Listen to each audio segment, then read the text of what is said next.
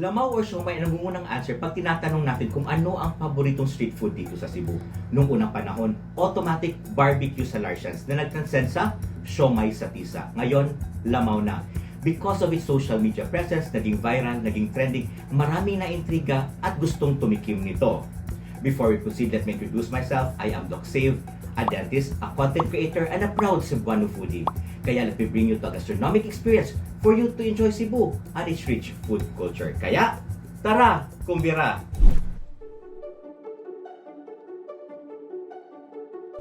Lamaw for older generations or in rural areas, they would automatically think na ito yung coconut juice with coconut milk plus condensed milk and ice mixed into one at nagiging isang refreshing drink or snacks paghapon. Or, sa iba naman, it could be a mix of leftover food that is being fed to the pigs. Pero ngayon, lamaw is a bowl with rice, chicharon, siomai, and a generous serving of chili sauce. A one bowl of satisfying and complete meal. Lamaw gains its popularity when a street stall near Guadalupe Church opens every night to serve drivers before or after their long day of shift. That is why it is only priced at 35 pesos. Fast forwards, Gen Z came in, it became an alternative to their tapsilog after night out. And with its presentation and its price, posted in social media, boom! Naging viral na siya na halos every corner may lamawan.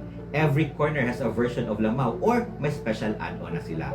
Kaya for this episode, we are going to recreate an OG lamaw but with a very special sauce. Kasi special sauce ko ito. Na for this sauce, for sure mapapa-extra rice ka. And mabubusog ka talaga. Kaya ito ang kumbira na perfect talaga pagipit ka sa pera at gutom na gutom ka. Kaya, tara, kumbira! Sa pag-recreate natin ng lamaw, ito ang kailangan natin. Rice, siomai, hard-boiled eggs, chicharon na may laman, 1 and 1/2 cup garlic, 1 cup chilies, 1 cup sunflower oil, 1 tablespoon pepper, kalamansi, lumpiang Shanghai, at dinurog na chicharon. Una, kailangan nating durugin ang sili, and the best way to do it and effortless through a food processor. Tip, nagsama na rin ako ng sunflower oil para mas mabilis ang paggiling at mas pasty ang kinalabasan. After ng sili, isunod natin ang bawang.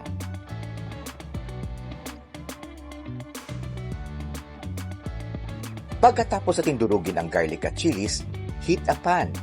Ilagay ang dinurog na garlic at isunod ang sili. Mix it well. At pagluto na yung garlic, add in the pepper and let it simmer for 10 minutes para mas mag-mix well at mag-absorb ang flavors. Now, our chili garlic sauce is ready. Pwede nang iserve right away. At syempre, dahil marami ito, prepare a clean container and this can last for months in the fridge.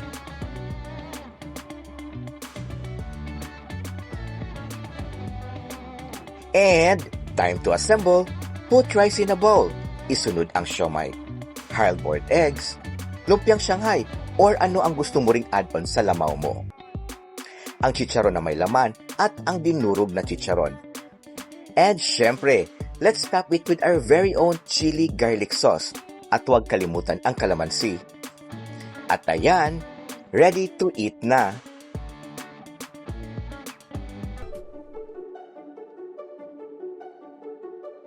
Tadan! Di ba mukha na siyang fiesta? This is really a fiesta in a bowl. Complete, satisfying meal in a bowl. So ayan, kakain na tayo. Wait, kasi mukhang puno siya.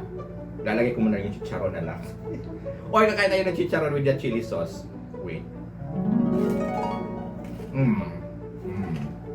Diba?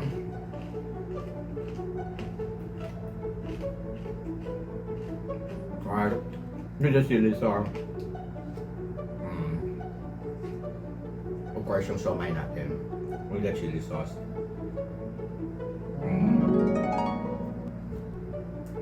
Sabay pa natin ng itlog. Nakalimutan ko. That's it for today's Kumbira. I hope that through this video, you've loved to learn and more about Cebuano street food culture. I am Doc Save, always reminding you to eat in proper proportions, brush your teeth after eating, and just keep smiling. And always remember that food tastes better when we know its stories. Kaya, tara, kumbira!